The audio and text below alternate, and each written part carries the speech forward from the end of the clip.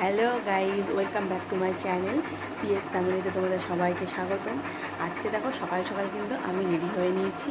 এই দেখো ঘড়িতে তোমার এখন বাজে সকাল 7:05 বাজে, ঠিক আছে? সকাল 7:05। আমি কিন্তু সকাল 6টার সময় ঘুম থেকে উঠে পড়েছি। উঠে আজকে কিছু করিনি, শুধু ঘরটা ঝাড় দিয়েছি। কেন বলো তো, আজকে আমি যাব আমাদের জায়গা কেনা আছে একটা, সেটা তোমার হচ্ছে পিয়ালিতে। ওইখানে মানে ওই জায়গাটা দেখতে যাব। আর আমাদের ওখানে আছে করম চা গাছ, জানো তো, আমাদের জমিতে। ওখান থেকে কিছুটা করম চা তুলে নিয়ে আসতে যাবো। তাহলে তোমরা আগে আগে চলো, ভিডিওটা দেখতে থাকো। আশা করছি তোমাদের খুব ভালো লাগবে, বুঝেছো? তাহলে চলো বন্ধুরা, আমার সাথে দেখো আমি কী করি, আর আমাদের জমিটা তোমার পুরো ঘুরে দেখাবো। এই দেখো, তারপরে কিন্তু বেরিয়ে পড়েছি, যাচ্ছি আমি আর তোমাদের দাদা। বেরিয়ে এই দেখো রিক্সায় উঠে পড়েছি আমাদের কেন্দুয়া মোড় থেকে। এইটা যাচ্ছি কোথায় বলো তো, স্টেশনের দিকে রিক্সায়। তাও সকালের দিকে দেখো টুকটাক, মানে রাস্তা ফাঁকাই বলতে গেলে, টুকটাক লোক আছে রিক্সা করে, কারণ আমাদের বাড়ি থেকে স্টেশনটা অনেকটাই দূর, এই জন্য রিক্সা করে যেতে হয়। রিক্সা করে উঠে এই দেখো আমার বর আবার স্টেশনে টিকিট কাটছে, আর আমি এদিকে দাঁড়িয়ে দাঁড়িয়ে তোমার দেখছি, আবার ছবিও তুলছি, কী আর করব বলো।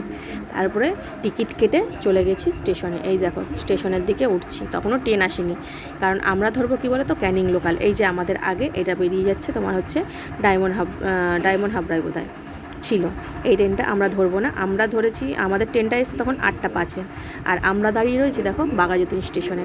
স্টেশনটা পুরো দেখো, মানে পুরো ফাঁকা না, মানে তোমার এই টাইমে আমরা তো যাচ্ছি ক্যানিং লাইনের দিকে, এর জন্য ফাঁকা, কিন্তু ওই দিক থেকে যেই ট্রেনগুলো আসবে বিভৎস ভিড়, তুমি উঠতেই পারবে না এই টাইমে, কারণ এটা তো তোমার অফিস টাইম।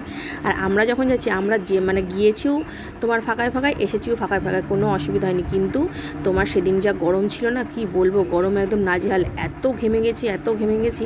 অবশ্য তোমরা সবাই জানো সব জায়গাতেই গরমটা খুবই পড়েছে। তারপরে এই দেখো আমাদের ট্রেন চলে এসছে, আমরা ট্রেনে উঠে পড়েছি।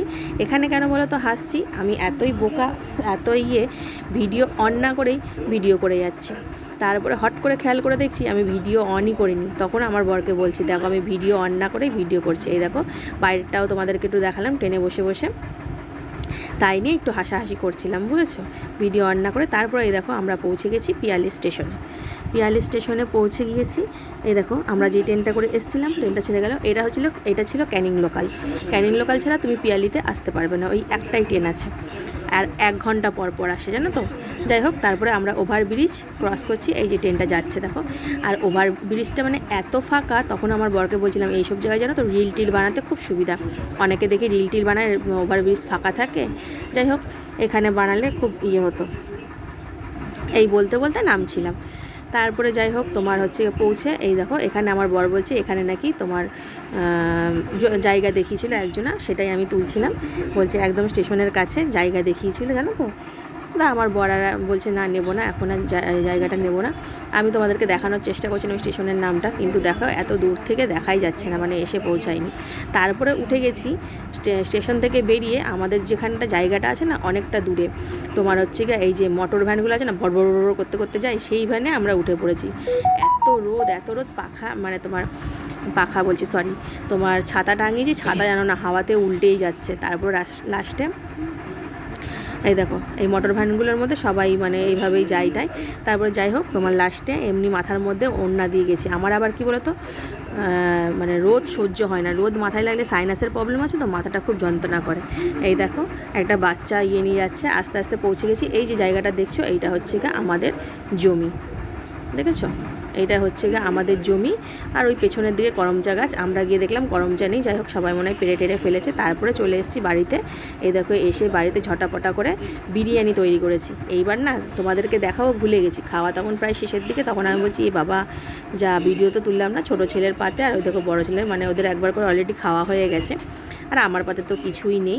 দেখো এই দেখো আমার অলরেডি সব খাওয়া শেষ। যাই হোক তারপরে একটু রেস্ট নিয়েছি। তাহলে বন্ধুরা, ভিডিওটা আশা করছি তোমাদের ভালোই লেগেছে, আর বাড়ালাম না, ভিডিওটা এখানেই শেষ করলাম। টাটা।